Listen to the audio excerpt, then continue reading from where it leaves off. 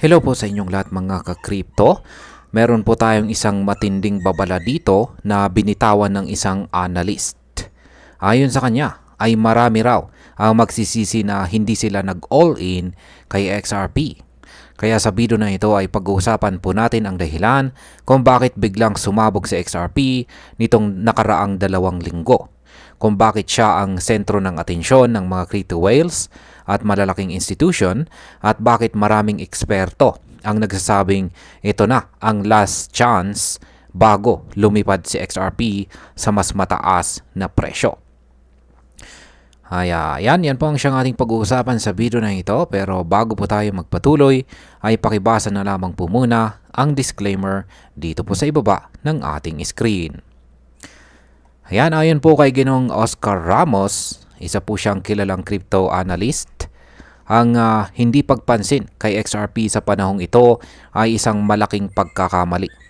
Ibinulgar po niya na noong July 10 pa lamang ay inabisuhan na niya ang mga investors na unahin sa XRP sa kanilang portfolio.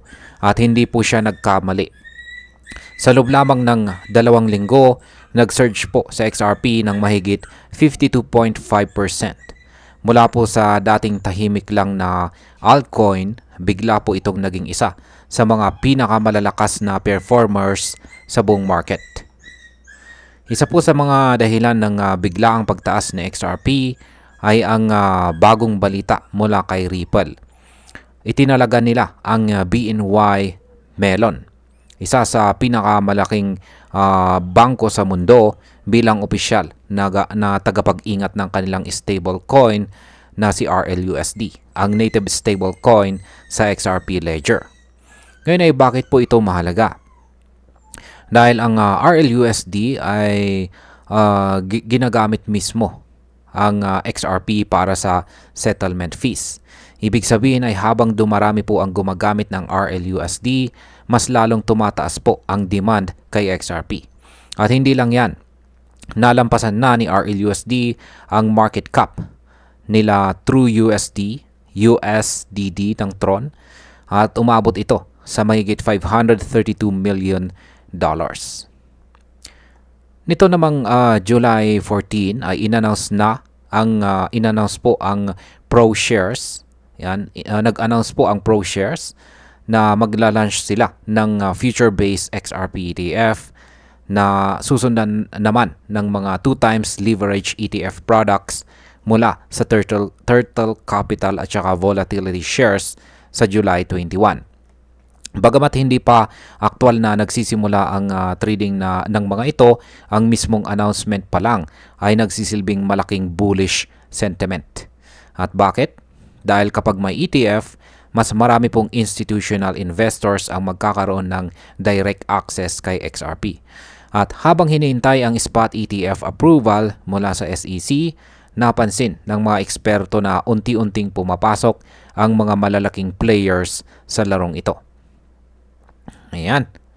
Ayon po sa data mula sa Sentiment, umabot na sa record high ang bilang ng mga wallets na may hawak ng at least 1 million XRP.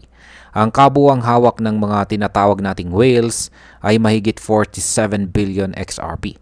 Ibig sabihin nito, ang mga may malalalim na bulsa ay tahimik pero agresibong bumibili ng XRP habang mura pa. At ang mas nakakagulat dito ay pati retail investors ay sumasabay na rin. Nitong kalagitnaan po ng July, mahigit 6,900 po na mga bagong wallets ang na-create sa isang araw lamang. Ang pinakamataas simula noong March. Kung titignan po natin ang crypto-related discussion sa mga social media, makikita natin na 5.5% ng lahat ng crypto talk or pinag-uusapan sa crypto ay tungkol kay XRP. Ibig sabihin ay mataas po ang interest at usap-usapan tungkol kay XRP sa mga forums, Twitter, Reddit at iba pa. Ito ay malinaw na indikasyon na si XRP ay muling sumisikat at maraming nag-uusap kung paano ito makikinabang sa bull market na kasalukuyang nararanasan. Ayan. People will regret it, says Ramos. Yan po yung babala ni Ginoong Oscar Ramos. At yan, hindi lamang po siya ang nagsasabi nito. Maging si Dave Portnoy, isang kilalang personalidad sa investment world, ay naglabas na rin ng pagsisisi matapos niyang ibenta ang kanyang $3 million na XRP portfolio bago pa ito tumaas ng 60%. Literal na napakamot na lang siya ng ulo. At ayon kay Ginoong Ramos, maraming retail investors ang susunod sa yapak ni Ginoong Portnoy. Magsisisi din. Pero syempre, hindi po lahat ay sang-ayon sa ideya ng all-in. Isang user po sa X na si Nina, yan, ay nagbigay po ng reminder na hindi dapat i-overexpose ang sarili sa isang asset lamang. Sa halip, dapat raw ay lumikha ng diversified strategy para mabawasan ang risk kung sakaling bumagsak ang market. Ito ay isang mahalagang paalala lalo na para sa mga baguhan.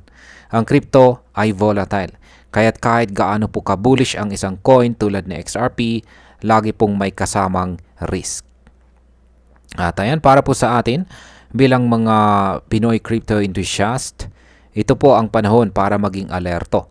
Si XRP ay hindi lamang po basta hype. May malalim po na dahilan kung bakit siya pinag-uusapan ngayon. Nandyan po ang institutional adoption, stablecoin integration, ETF launches, whale movements, at saka social media buzz. Sa madaling salita, si XRP po ay tila handa ng lumipad pataas sa susunod na phase ng bull market. Pero tandaan po natin, kahit gaano po kaganda ang forecast, huwag po nating ilagay ang lahat ng ating buong puhunan. Gumamit po tayo ng proper risk management at kung maglalagay ka kay XRP, kung mag-e-invest ka kay XRP, siguraduhin mong kaya mong tiisin kahit bumaba ito pansamantala. Kaya ang tanong, sasabay ka ba kay XRP habang mura pa siya o maghihintay ka na lang habang nagsisisi? At ayan, hanggang dito na lamang po tayo sa video na ito mga ka-crypto.